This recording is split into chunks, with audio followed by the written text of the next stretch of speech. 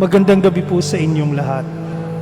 Today, my friends, we're celebrating Wednesday of the 5th week of Lent, the last week of the season before we enter into the Holy Week. And today's gospel is the continuation of the confrontation between Jesus and the leaders of his time, the Pharisees, the scribes, and the Jewish people, including those who expressed their belief in him because they have heard him speak. Now, remember yesterday's gospel, still coming from St. John. But as they believed in him, and Jesus explained to them things, they cannot but hold on to something. They weren't able to really give themselves to Jesus and to the words of Jesus. Hindi ko alam kung may nakasalamuhan na kayo, o may nakilala kayo, o may kakilala kayo, na isang taong ang hirap paliwanagan. Yung nagagalit siya, masama ang loob niya, lagi siyang may nakikitang kulang o mali. At pag pinaliwanagan mo, ayaw pa rin makinig, ayaw pa rin maniwala. Hindi ko alam kung nakaranas na kayo o nakatagpo na kayo ng taong ganito, pero ang hirap-hirap pakisamahan. Sabi nga nila, mahirap gisingin ang nagtutulog-tulugan. Mahirap magpaliwanag sa sarado ang isipan. This was exactly the experience of Jesus in today's gospel. He was talking to the leaders, and he was telling them, truth will set you free. He was talking about reality, the reality of the state of the Jewish people, the reality of the state of the leaders who fell short in performing what was expected of them by God. They were expected to be role models and to lead people not to sin, but to righteousness in the eyes of God. But they failed to do those things. And so Jesus was just speaking of the truth. And he was telling them, the truth will set you free. And they were defensive about it. They were defensive about it. They said, we have never been enslaved to anyone. We are descendants of Abraham. Because they were liberated from slavery in Egypt, they hold on to that pride of being a free people. But they did not understand the words of Jesus. What hinders us from understanding the words of Jesus? What hinders us from attaining true freedom? Pag-usapan natin ang kalayaan. Ano ba ibig sabihin ng kalayaan? Para sa iba ang kalayaan ay yung magawa lang ang gusto nila. Yung walang pipigil sa kanila. And obviously, that is not freedom. No? Freedom is not doing what you want anytime and anywhere.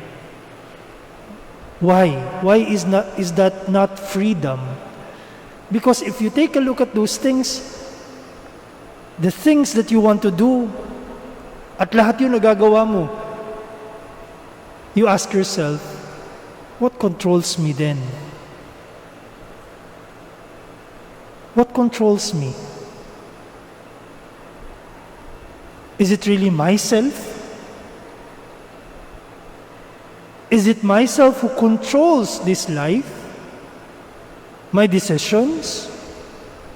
Think again. If you are able to do anything you like, anything you want, ang nasusunod hindi ikaw. Ang nasusunod, yung gusto mo. Yung desires mo. Hindi ikaw.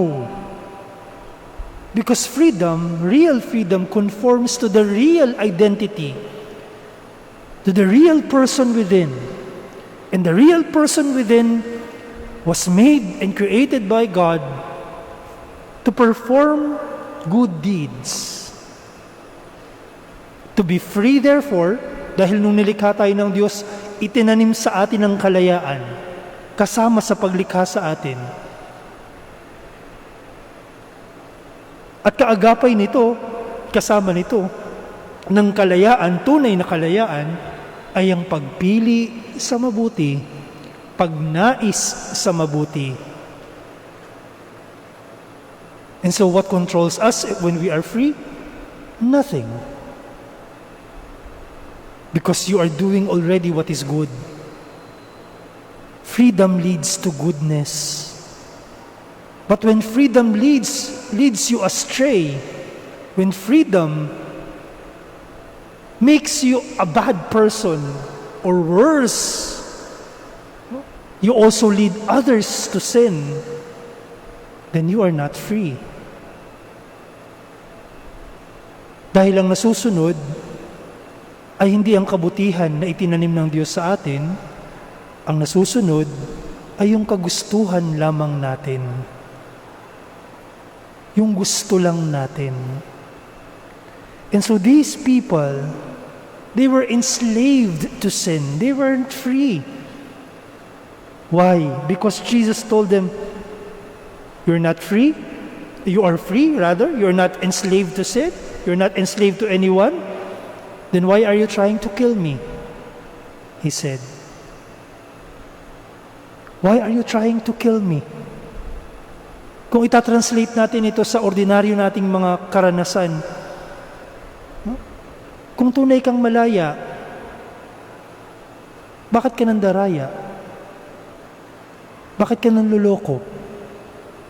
Bakit ka nananakit? Bakit ka nagsisinungaling? Bakit ka naninira? Kung tunay kang malaya. Dahil ang tunay na kalayaan, dadalhin ka sa kabutihan. Ang tunay na kalayaan, hahayaan kang naisin ang kabutihan. Hindi lang para sa iyong sarili, kundi para sa iba. And the people of his time, the time of Jesus, cannot accept that.